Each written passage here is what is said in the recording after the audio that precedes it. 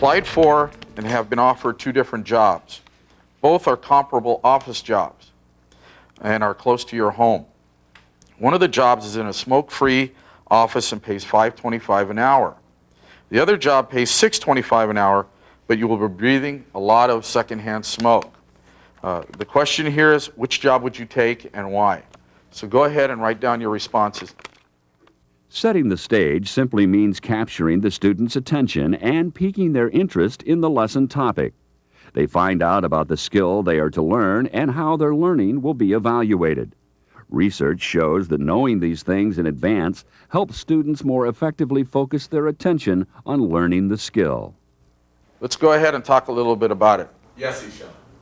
I'd take the $5.25 job. I'd rather be healthy and get paid $1 less than breathing secondhand smoke. I think that no matter where you work and experience secondhand smoke, so I think you may as well get paid to do it a little more than usual. So, I think it's better to just go with the $6.25. I'd rather have less money than bad lungs. Yes, David. I would probably take the smoke-free office because I don't want to be inhaling secondhand smoke and damage my lungs. I'd probably take the $5.25 an hour job because, as it is, I hate smelling secondhand smoke and it'd probably hurt my lungs really bad. All of you have made a decision here, okay, based on the situation that we've given you. Today, we're going to introduce a decision-making skill to you. At the end of the lesson, we're going to be tested on the decision-making skill process. Now let me go ahead and show you what it is. First, we have the situation. Then we identify the decision. The second one is to identify. Once students have a clear idea of where they're going and what they're expected to know when they get there, the teacher is ready to introduce the skill.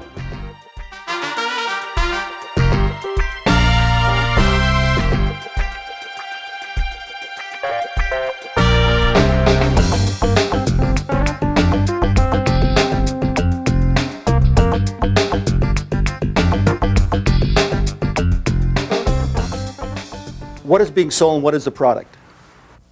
Chapter 4, looking good. In spite of the decade's faster pace, people will still spend hours preparing for a night on the town. Hairstyles will continue to reflect traditional values. Gentlemen will still wear jackets, and the beer you want to be seen with will be new light opera. Okay, what are they doing in order to sell the product to you? Not what the product is, but what are they doing to sell the product? They're trying to say that beer is the style.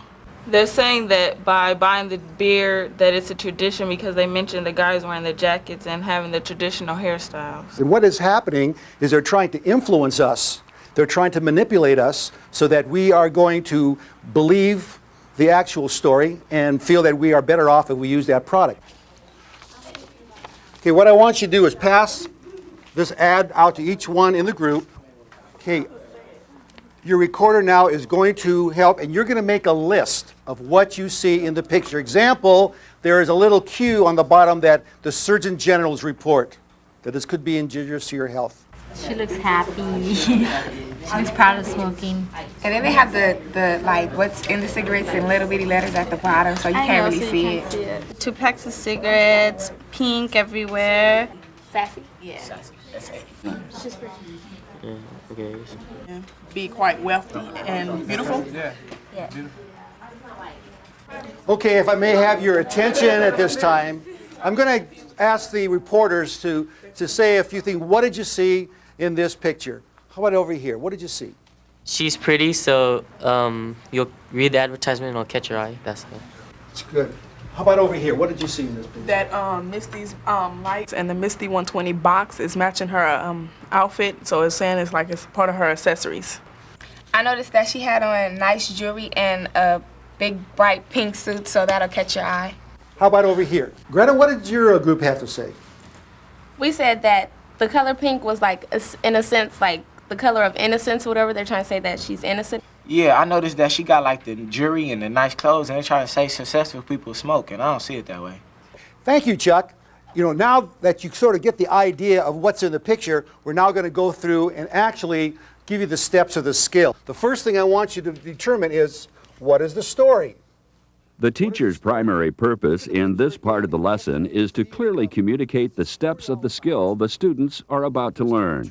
Arnold involves students in modeling the steps of the skill. This helps make each step more real for them. Okay, now let's take it to the whole group now. What did you see that determined the story? Oh, she was young, and she's like in her early 20s. She's showing that she's smoking a cigarette and she has jewelry on her.